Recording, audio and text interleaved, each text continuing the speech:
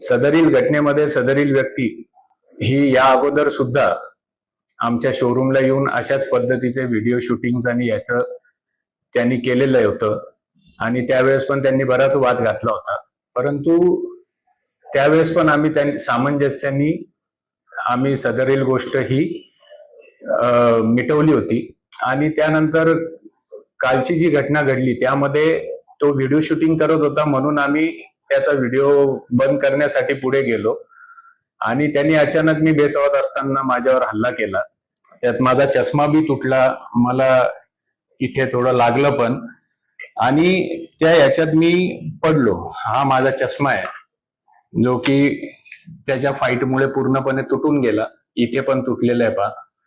तर त्याच्यामुळे मी पडल्यामुळे बाकीचे माझे कर्मचारी धावून आले आणि तुम्ही जर त्या व्हिडिओमध्ये बघितलं तर उलट मी सगळ्यांना बाजूला करत होतो आणि त्याला बाजूला घेऊन जात होतो, परंतु त्यांनी मला मारल्यामुळे कर्मचारी सगळ्यांनी तिथे येऊन त्याला हे करण्याचं, आणि त्याही वेळेस ज्यावेळेस मी सगळ्यांना म्हणजे त्यांनी मला इथं मी तुम्हाला बघून घेतो वगैरे अनेक प्रकारच्या त्यांनी त्या ठिकाणी धमक्या पण दिलेल्या आहेत. माझ्यावर हल्ला केला त्याच्यामुळे हे सगळं प्रकरण पुढे गेलं. मला सुद्धा लागली होती, पण त्यानंतर अनेक लोकांनी सांगितलं की हे मिटवून घ्या आणि त्यांनी लगेच फोन करून काही लोक या ठिकाणी बोलवली. 5च मिनिटात सगळी लोक या ठिकाणी हजर झाली आणि त्यामुळे हे प्रकरण अजून वाढलं.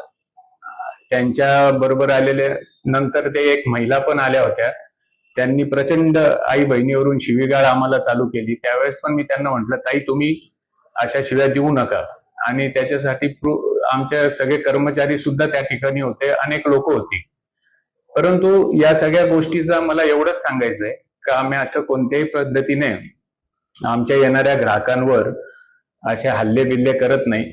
आम्ही 100% प्रयत्न करतो का आमचा ग्राहक हा सॅटिस्फाईड व्हावा. पण त्या सदरील कस्टमरची सर्व्हिस हिस्ट्री पण काही चांगली नाही. तुम्ही जर ती गाडी जी त्यांनी आणली आहे ती जर बघितली तर ते किती दिवसानंतर बाहेर काढली असा प्रश्न पण आपल्याला पडतो. पाहिजे तर आपण ती पण बघू शकता मागे. आणि आमचा माणूस ती गाडी चेक करत होता त्यावेळेसच त्यांनी आम्हाला शिवीगाळ करायला सुरुवात केली. त्या काकांना पण आम्ही सांगितलं का काका तुम्ही शिव्या वगैरे देऊ नका, हे नाही, पण ते पण खूप अग्रेसिव्ह होते. तर त्याच्यामुळे मग हा सगळा विषय झालेला आहे. तर सदरील प्रकरणामध्ये आमचा कोणत्याही प्रकारचा दोष नाही आणि बाकी सगळं आता पुढच्या ज्या काही प्रोसेस असतात